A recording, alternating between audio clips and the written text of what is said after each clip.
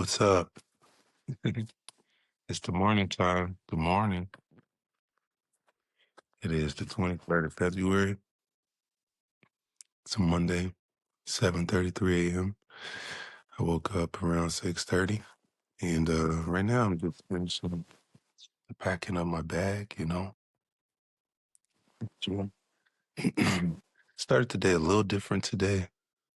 Just experimenting right within the parameters of this 100 repetitions challenge, and I did have the opportunity to get up today at 4:30, and at the same time, I hurt my body. My body was like, let's sleep some more. So got 2 more hours in, and it was great. So uh, set my day up in a way that allows me flexibility to still make sure my gym happens. I also did other parts of my morning routine, such as the lymphatic dry brushing, cold shower, and I'm even going to take my time to get some reading in before I go. So realistically, I'll be back from my gym endeavors around 11 a.m. And that's beautiful. That's fine. I've already did my daily check-in on Slack with the team, telling them what I got in the pipeline for today. At the same time, we all have full visibility into what everyone's doing in Asana. So they're also able to reference that and just see if I'm on track or if I need any help. So my days as a founder are quite different than, let's say, an employee or team members at the company, right? I work on the weekends, I have meetings on weekends, strategy sessions, so on and so forth. So it is also understandable that, for example, I worked last night until 9:30 p.m. strategizing with one of our advisors. And so naturally, my day looks a bit different today in terms of the time I get started with so-called work, even though I'm always working, I'm always selling, everywhere I go. So yeah, once I'm on the bus, I'll be practicing my Mandarin. Really excited about the progress that I'm making on that. And that's today. We're headed for it. All right. See you at the gym. Yeah. I see me, seeing you, seeing you. About to hop on this bus, hit my Mandarin lesson.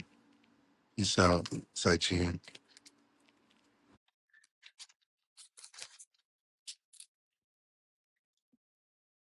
Word. So, follow up, February 23rd. Yes, I'm here, getting the stair climber done. 29 minutes, 20 seconds in, hitting my 33-minute mark. So, this is more so for my team, but I also believe that this can be helpful to other creators, community builders, entrepreneurs out there, policymakers. So, guys, consider for Gift Run campaign, we're always looking at resources and resource constraints. And there are many external partners, agencies, advisors, whatever, that would like us to believe that the initiatives that they would and could do for us are only possible if we go through them. You want to do an outdoor campaign? $30,000, which is fine because they're specialists in those areas. But I want to point something out to you. My entire career in this business has been built on piloting, testing, experimenting, and most importantly, not behind a computer screen, but going out to the people in the streets. Okay? And so when we think about out of home marketing, for example, this campaign that I ideated to do Gift Run Coffee Run, where we offer coffee to bypassers, also tea, snacks, water, whatever, in exchange for them participating in our user testing for our different user types, right? So that we can mom test and not create a survey bias around what we're building and get real insights into whether or not what we're building is something that solves a real problem, a very painful problem for a group of people who are highly motivated to solve it, have the means to do it, and that now is the time for them to do it. Great. So my whole idea before it blew up into this bigger campaign initiative for me personally to go out into the streets, very DIY tools, and get the users to get feedback, right? And also use that as a content generation moment. So let me talk you through what my DIY tech stack would be in this case. Number one, a sled or some type of cart. Very common thing here in Germany to see even parents pulling around these carts that they push their children around in. And second thing, a wooden display that we would paste a big poster onto with our value proposition, free coffee and snacks, get people to stop. The QR code that will take them to the landing page of the survey. Obviously, some coffee maker, I hit my tongue, and my generator that I can plug the coffee machine in and make people coffee or tea. Okay. Apart from that, my iPad. The iPad would be a backup source if people don't want to use their phone. Another thing in my DIY kit, tripod, 2 tripods for 2 camera angles that I will set up. Yes, the GoPro cam, and my second iPhone for the second angle on the iPad, an image release form that gives us permission to use the footage commercially if they opt in. Great. What else would I have?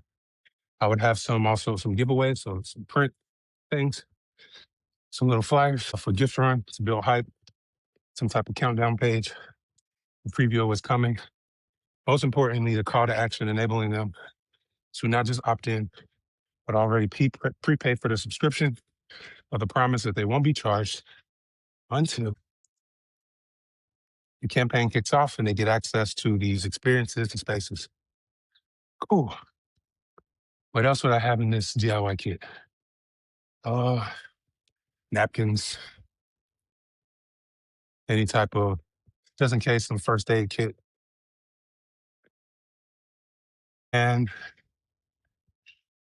I think that's pretty much it. I have a list that's in Excel, but what's my point? This company was started by me with choosing to spend $0 on customer acquisition. I walked around to hundreds of spaces in Valencia, Spain, with a very clear value proposition. Give your space for free to community builders to host their online community in real life right here. We bring you people, boost foot traffic, you get user-generated content, partnership with brands that get involved. That was it. Me, one person, hundreds of locations. If you walk around to 20 locations in a day, having real conversations with space operators and owners, how fast do you get 100 locations? And it costs me time, zero capital. So I need us to continue to build on that ethos and those values and not get caught up in resource and opportunity gatekeepers who tell us that we need their solution to be able to achieve our goals.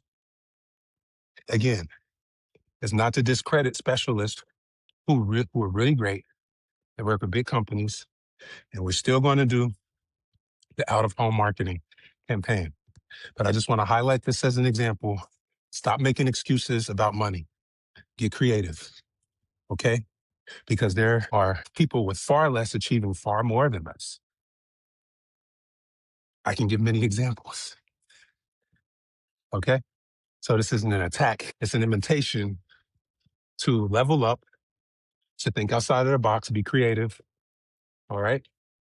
You got this. I believe in you. But money is not going to solve our problems. Us working smarter, having a clear strategy, being on the same page, and hitting above our weight class, always trying to go a level higher. That's what's going to make the difference. So that when the capital comes in that I'm out there raising for us, we will use it in a way that's going to make our 7 million feel like 20 million. Okay. So we got to get our values right in the way that we build right before we try to rely on money as a crutch. This team is about athleticism. Unpack athleticism.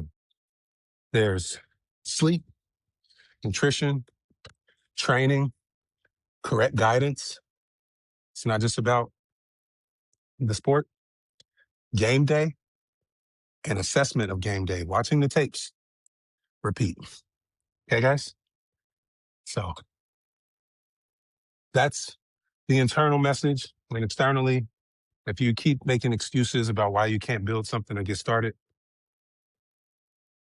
take a look around in your environment. Look at what natural resources are around you that other people might write off as trash. In my case, it was cafes, restaurants, museums, anywhere that had space that was empty, that relies on foot traffic. I said, I can't believe that this is an undervalued asset. It's a slack resource. Let me make it easy for these people to give it up. Zero cost. Okay? That's the story. That's how we got started. That's the model that we're going to continue to move forward with. This is democratization of space, of community. Let's live by it. Peace out.